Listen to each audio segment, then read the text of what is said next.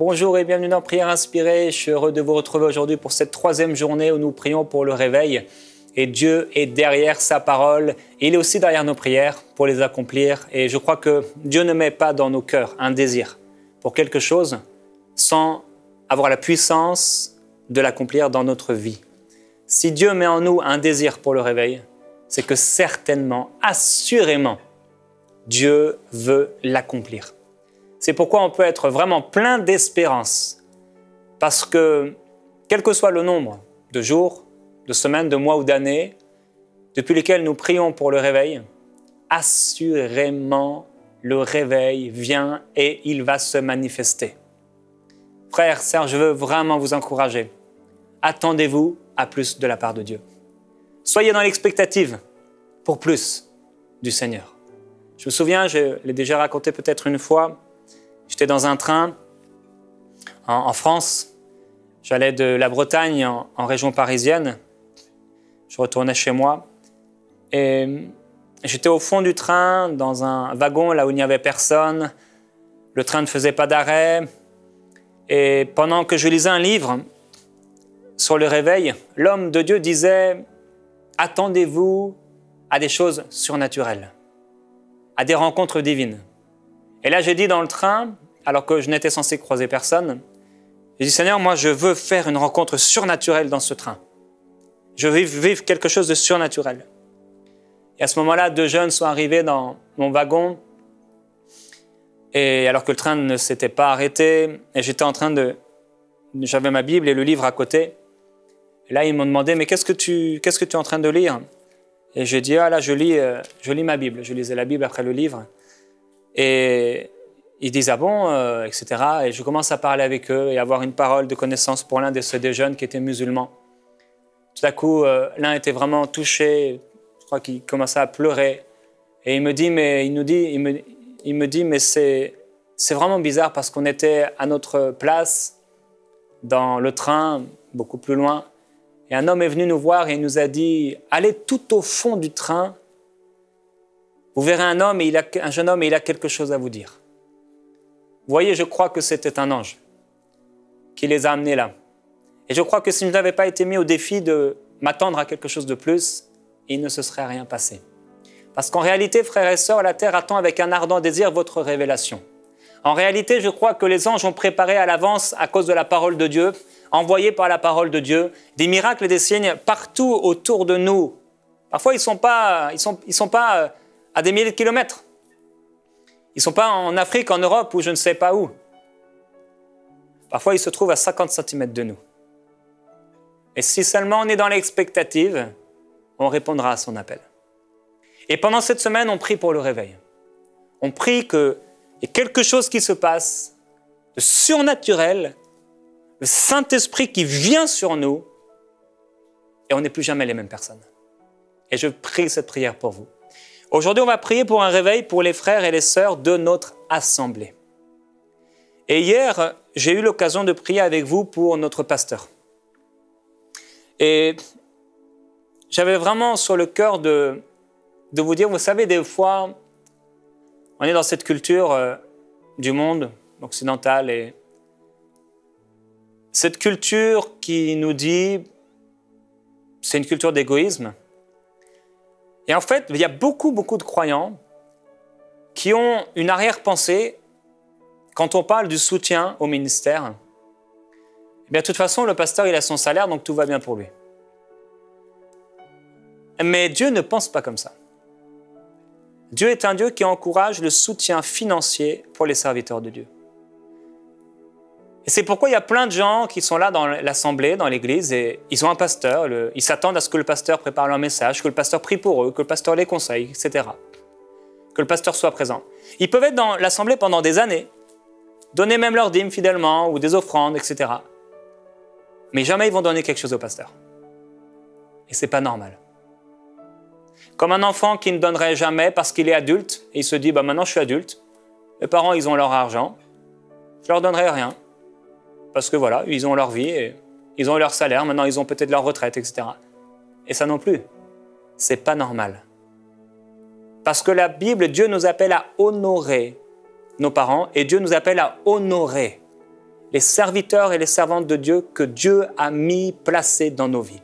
C'est pourquoi, mon frère, ma sœur, je vais t'encourager à quelque chose de très concret, puisqu'on a prié pour les pasteurs hier. Fais une semence dans la vie de ton pasteur. Prends de l'argent que tu as, si tu as la possibilité, et fais-lui un don. Sans rien demander, un don. Ce n'est pas une faveur qu'on lui demande, ce n'est pas d'être vu, c'est simplement un don dans l'amour. Tu peux le faire anonymement, et si tu te dis « mais moi je n'ai pas forcément l'argent », eh bien fais-lui un gâteau, fais-lui quelque chose, offre-lui un petit cadeau. Donne quelque chose. Honore Dieu en honorant le serviteur qu'il a mis dans ta vie. Et tu vas découvrir, vous allez découvrir qu'à force d'honorer le serviteur de Dieu et les serviteurs de Dieu que Dieu a donnés, a placés dans nos vies, eh bien le Seigneur nous honore. Et ça me rappelle, et je ne veux pas trop prendre de temps, mais c'est quand même très important. Parce que le Seigneur a mis ça sur mon cœur. Ça me rappelle une histoire que raconte John Bever. Il raconte qu'il a remarqué que dans les églises où il allait pour prêcher la parole de Dieu, il y avait très peu d'onction. Là où il allait, dans les églises qu'il n'honorait pas. Et ce n'est pas du tout qu'il cherchait l'honneur. Et plusieurs attestent de ces choses, et je peux le dire, quand j'ai lu cette histoire-là, cet enseignement, j'étais surpris, j'ai dit « ouais, c'est particulier ». Mais après, je l'ai vu dans mon propre ministère, et j'ai vu que c'est vrai. J'ai remarqué que là où les assemblées honorent le don de Dieu dans ma vie, il y a une grâce particulière. Mais ceux qui méprisent le don, en me méprisant moi-même par exemple, ne peuvent pas recevoir de Dieu. Et ça, c'est un principe spirituel. La seule mention où il est dit « on ne se moque pas de Dieu », dans toute la parole de Dieu, concerne le soutien financier aux serviteurs de Dieu. C'est pourquoi je veux t'encourager, vous encourager à quelque chose de très concret. Faites du bien à votre pasteur cette semaine. Mettez de l'argent de côté, faites un don, un cadeau, quelque chose qui va l'honorer, qui va honorer son cœur et qui va non seulement l'honorer, mais qui va apporter aussi un sujet de louange auprès de Dieu, où il pourra dire « Seigneur, c'est vrai, je te sers, c'est vrai, c'est difficile. C'est vrai, ce n'est pas tous les jours facile. Il y a des moments de joie, mais c'est vrai, il y a aussi beaucoup parfois de moments de tristesse. Mais vraiment, j'ai reçu ça et ça me touche. Seigneur, merci pour cette personne. » Et ça va amener des actions de grâce envers Dieu. Maintenant, c'est juste quelque chose que je dépose sur votre cœur et il n'y a pas de pression ou de manipulation ou quoi que ce soit. C'est vraiment entre vous et le Seigneur, mais demandez au Seigneur, Seigneur, qu'est-ce que tu voudrais que je fasse pour ce pasteur? Et peut-être vous n'avez jamais rien donné. Comme je vous le dis, ce n'est pas normal, vraiment. Honorez. Honorez votre pasteur et bien sûr, honorez vos parents, honorez votre épouse si vous êtes marié ou votre époux. Vous pouvez même honorer vos enfants. Honorez les gens qui sont autour de vous et particulièrement aujourd'hui, à cause de cette parole que Dieu a mis dans mon cœur, honorez votre pasteur. Maintenant, on veut vraiment prier pour un réveil dans la vie des frères et des sœurs de notre assemblée. Et je vais voir avec vous 3 églises qui ont eu leur vie changée par le réveil. 3 églises ou peut-être 2 synagogues, on va voir, et une église. La première, c'est dans Actes chapitre 17 au verset 1. Et c'est ici la synagogue qui se trouve à Thessalonique. On peut lire au verset 2, Paul y entra selon sa coutume. Oui, effectivement, l'apôtre Paul allait dans les synagogues. Pendant 3 sabbats, 3 semaines, il eut avec eux des entretiens d'après les Écritures. Il expliquait et exposait que le Christ devait souffrir et ressusciter d'entre les morts. Et Jésus que je vous annonce, disait-il, c'est lui qui est le Christ. Quelques-uns d'entre eux furent persuadés et se joignirent à Paul et à Silas, ainsi qu'une grande multitude de Grecs craignant Dieu et plusieurs femmes parmi les plus notables. Il y a eu à Thessalonique, dans cette synagogue, un réveil spirituel. Un réveil qui est né à partir de la venue de l'apôtre Paul, et son ministère était soutenu d'ailleurs par des gens. Malheureusement, quand il n'était pas soutenu, il devait aller faire des tentes. Il n'avait plus de temps pour l'évangile, ou beaucoup moins de temps. Et à un moment, les serviteurs, ses frères vont apporter un soutien financier. À ce moment, il va pouvoir être à nouveau à temps plein dans le ministère et apporter d'autres réveils. Ici, pendant 3 semaines, il a des entretiens dans cette synagogue particulière, dans un lieu, Thessalonique. Et il y a plein de gens qui sont persuadés, plein de gens qui se convertissent, et beaucoup de Grecs et d'autres femmes qui se convertissent au Seigneur Jésus-Christ. C'était un réveil spirituel dans cette assemblée. Et je me souviendrai toujours dans ma propre assemblée à l'âge de 19 ans, quand le réveil spirituel est venu dans notre groupe de jeunes et ça a apporté un réveil dans l'église locale, ça nous a bouleversés. Ça a changé.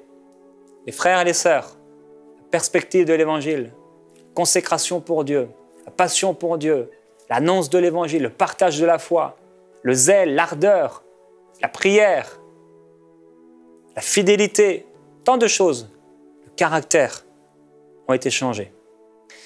Maintenant, il y a aussi une autre synagogue, et ça va avec de la persécution, on peut lire après, mais on n'a pas le temps.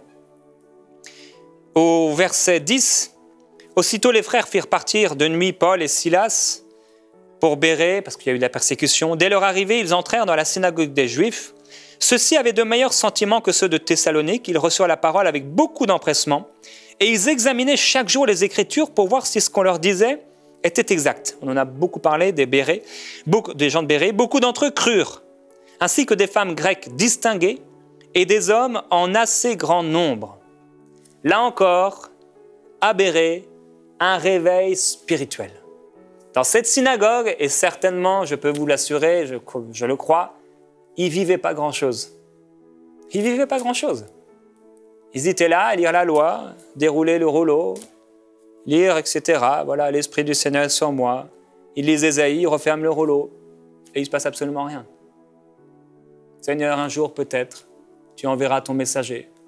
Un jour peut-être, oh Seigneur, nous espérons le ciel. Nous ne savons pas trop ce qui va se passer. Mais Seigneur, béni sois-tu. Et ils étaient certainement là dans cette synagogue où rien ne se passait. J'ai été dans cette synagogue où rien ne se passait. Dans cette église où rien ne se passait. Et c'est pas facile. C'est pas facile de ne pas être réveillé. C'est pas facile de rester endormi pour l'homme intérieur. Pour la chair, c'est facile parce que la chair, elle est très très bien là-dedans, dans la religion. Mais pour l'être spirituel né de nouveau, qui a faim et soif de Christ, c'est pas quelque chose qui est bon. Et à Bérée, ils ont vécu le réveil. À Bérée, ils ont commencé à examiner ce qu'on leur prêchait. Et il y a plein de gens qui ont été sauvés. Gloire à Jésus-Christ. Maintenant, dans une église, dans Acte 19, au verset 1, pendant qu'Apollos était à Corinthe, Paul, après avoir traversé les hauteurs du territoire, se rendit à Éphèse. Il rencontra quelques disciples. Donc là, c'était des croyants. Et il leur dit, « Avez-vous reçu le Saint-Esprit lorsque vous avez cru ?» Ils lui répondirent, « Nous n'avons même pas entendu parler qu'il y ait un Esprit Saint. » Il dit, « Mais quel baptême avez-vous donc reçu ?» Ils répondirent, « Eh bien, le baptême de Jean. » Alors Paul dit, « Jean a baptisé du baptême de repentance. » Il disait au peuple de croire en celui qui venait après lui, c'est-à-dire en Jésus. Sur ces paroles, ils furent baptisés au nom du Seigneur Jésus. Paul leur imposa les mains et le Saint-Esprit vint sur eux. Ils se mirent à parler en langue et à prophétiser. Gloire à Dieu, frères et sœurs. Ce jour-là, ils ont été transformés. Ce jour-là, les frères, et certainement plus tard les sœurs, ont été bouleversés. Les croyants de cette communauté ont été impactés parce que 12 hommes ont été remplis du Saint-Esprit, se sont mis à prophétiser, et c'était tellement nouveau, c'était tellement glorieux. On peut mépriser le Saint-Esprit qui est venu habiter dans notre cœur parce que le temps a passé, et pour nous c'est devenu habituel. Et on oublie même qu'il est là. Ça a apporté un réveil. Paul est entré dans la synagogue, pendant 3 mois, il s'entretenait avec les gens. Il y a eu des incrédules, il y a eu des gens qui ont cru.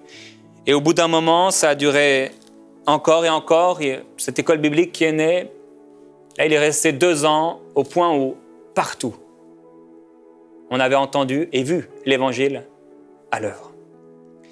Maintenant, frères et sœurs, je veux prier avec vous pour ceux qui sont autour de vous et qui se trouvent dans votre assemblée.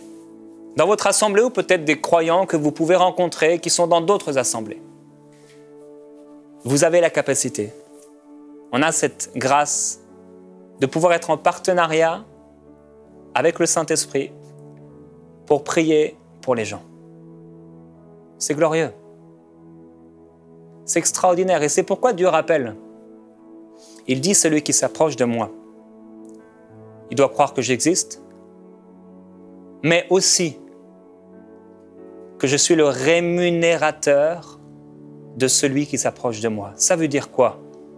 Si je m'approche de Dieu pour le salut d'un homme, je dois croire que Dieu existe, mais je dois croire aussi que Dieu va me donner la récompense, c'est-à-dire ce que je demande. Et il nous dit et il nous assure, quoi que ce soit que vous demandiez, selon sa volonté, il vous l'accorde. Il vous entend et il vous accorde ce que vous lui demandez. Nous savons que c'est la volonté du Père de réveiller l'Église. C'est la volonté de Dieu de réveiller votre assemblée. C'est la volonté de Dieu de réveiller vos frères et vos sœurs.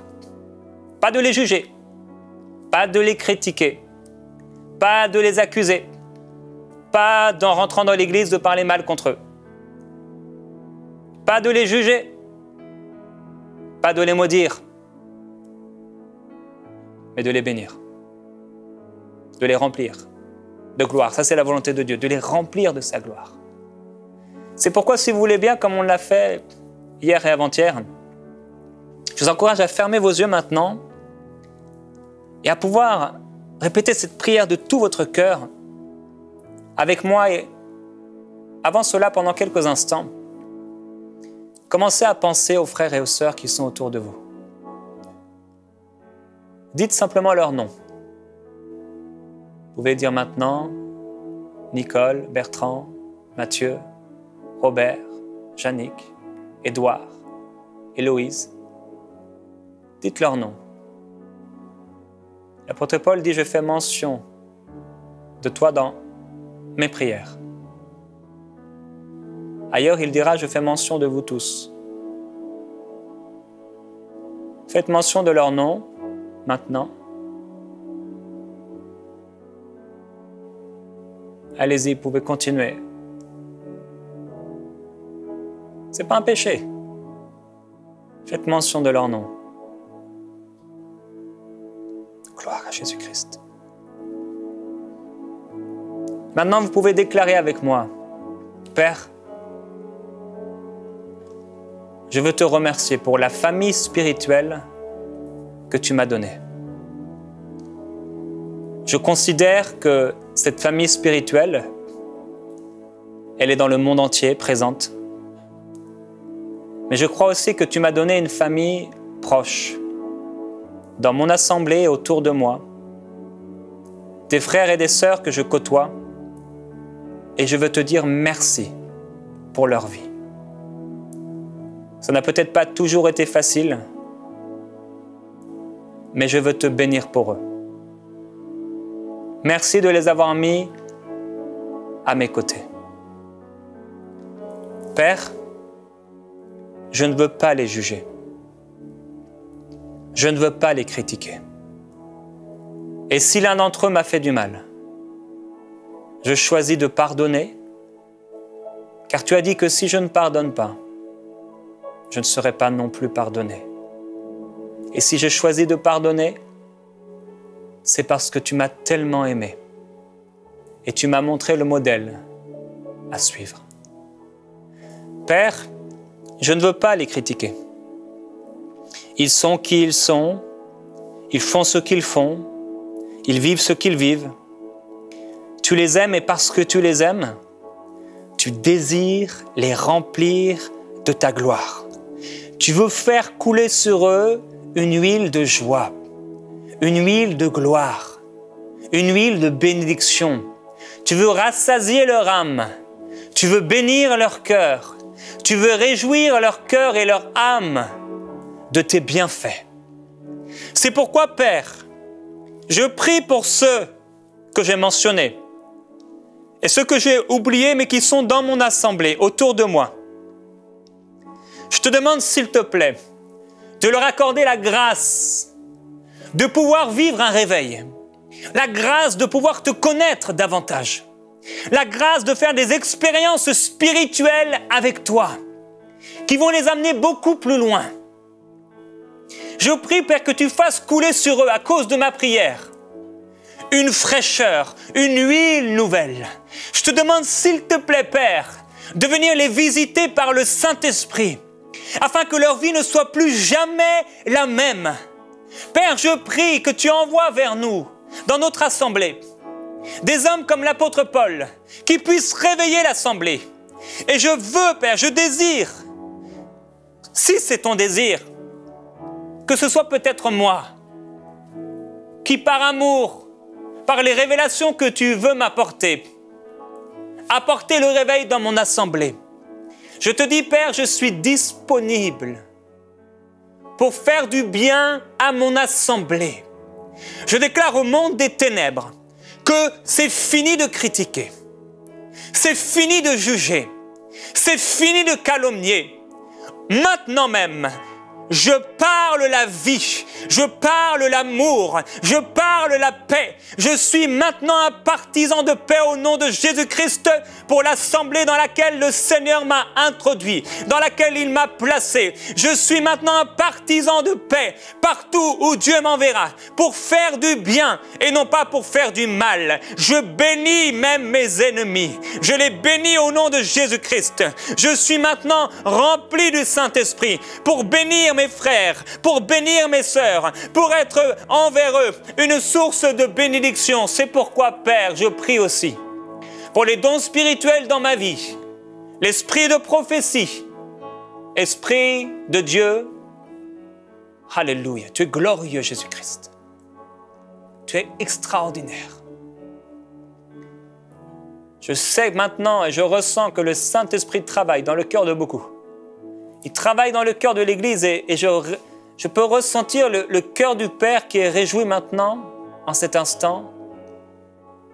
Vraiment, le cœur du Père qui se réjouit parce qu'il y a plusieurs personnes qui ont maintenant choisi la paix et qui vont amener un vent de changement. Et le cœur du Père se réjouit, il se réjouit. Il se réjouit à cause de ta vie et de la décision que tu as prise. Ah, c'est merveilleux. C'est merveilleux de pouvoir réjouir le cœur du Père. On peut continuer à prier. Père, je t'aime.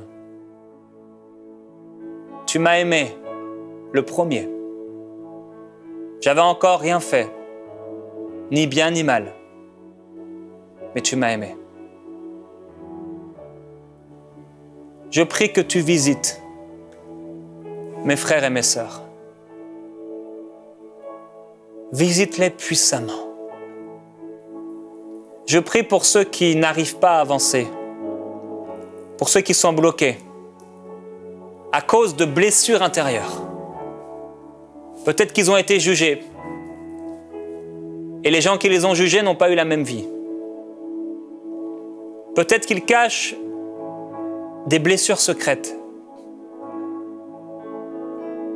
Père, guéris leur cœur, s'il te plaît. Viens guérir dans mon assemblée les cœurs blessés et meurtris. Je t'en prie, apporte la guérison. Et si tu veux le faire à travers moi, Père, fais-le à travers moi. Que mes mains soient des mains de guérison. Que ma bouche apporte des paroles de guérison. Que ma bouche soit une source de guérison. Que mes mains soient là pour faire du bien, pour bénir. Merveilleux Jésus-Christ. Visite-les. Bouleverse-les. Transforme-les. Oui, Père, je prie que tu les changes. Après la guérison des blessures, je prie, Père, qu'il y ait la guérison du caractère. Dans un amour pur, sincère. Je veux te demander, Père, de les remplir du Saint-Esprit à un tel point où leur caractère est transformé. Ta parole déclare que lorsqu'on te regarde, on est rayonnant de joie. Lorsqu'on te regarde, on est transformé en la même image de gloire en gloire par l'Esprit du Seigneur. C'est pourquoi, Esprit de Dieu, je te demande, s'il te plaît, de te manifester dans la vie de mon frère, dans la vie de ma sœur, d'une manière très spéciale. Tu es un Dieu unique et véritable. Tu n'es pas les statues et les idoles qui sont faites par la main des hommes et qui ne peuvent absolument rien faire. Tu es un Dieu vivant, véritable, glorieux, extraordinaire, puissant. Tu es Dieu. Je te demande, s'il te plaît, Père, de prendre mon frère, ma sœur dans tes bras d'amour et de bouleverser leur caractère, de bouleverser son caractère, de le changer complètement, entièrement. Esprit de Jésus-Christ, aide-les à te chercher pour qui tu es. Aide-les à mettre en priorité ton royaume et ta justice. Aide-les, je t'en prie, Père, parmi eux, il y en a certainement qui sont là en train de marcher dans l'homme naturel, l'homme animal, l'homme psychique, l'homme du moment. Je prie que tu fasses d'eux des hommes et des femmes qui mettent en priorité ton royaume. Donne-leur un cœur qui t'aime. Façonne-les, je t'en prie. Façonne-les. Façonne-les. Fais-leur découvrir les réalités de ta présence, les réalités de tes desseins, de tes projets pour eux. Afin que tout ce qui est éphémère, tout ce qui est illusion, tout ce qui est secondaire puisse passer derrière. Et que tout ce qui est important puisse passer devant, en priorité dans leur vie. Père, je prie pour ceux qui, dans mon assemblée, passent complètement à côté de tes projets pour eux. Je te demande, s'il te plaît, Père, esprit de révélation, montre-leur, s'il te plaît, ce que tu veux d'eux. Que ce soit tellement clair, tellement limpide, qu'ils reconnaissent qu'ils sont passés à côté de ta volonté, mais qu'aujourd'hui est un jour nouveau, et qu'ils prennent la décision, Père, je t'en prie, de s'offrir complètement à toi. Un souffle nouveau dans leur vie, un souffle nouveau sur eux, un souffle nouveau sur leur famille. Père, c'est ma prière. Fais d'eux, Seigneur, alors qu'ils sont peut-être comme un lumignon qui fume, comme une braise qui est là et qui est sur le point de s'éteindre. Souffle sur leur vie. Tu as la capacité de le faire. Tu peux amener à la vie ce qui est mort. Tu as le pouvoir d'amener la vie partout. Là où tu fais couler cette rivière, la vie est transportée par cette rivière. Il y a à droite et à gauche des arbres qui commencent à pousser, à porter du fruit, à cause de la vie qui se dégage de cette rivière. J'appelle la rivière de Dieu sur mon assemblée. J'appelle la rivière de Dieu sur l'église. J'appelle la rivière de Dieu sur mes frères et sœurs. Que la rivière coule maintenant. Que la rivière coule maintenant. Que la rivière coule maintenant. Que la rivière coule maintenant sur eux. Au nom de Jésus-Christ, rivière divine, coule dans leur maison. Coule dans leur maison maintenant. Gloire à Jésus-Christ. Alléluia. Merci Saint-Esprit.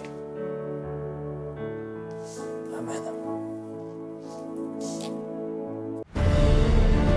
Envoyez-nous vos sujets de prière à prière@enseigne-moi.com.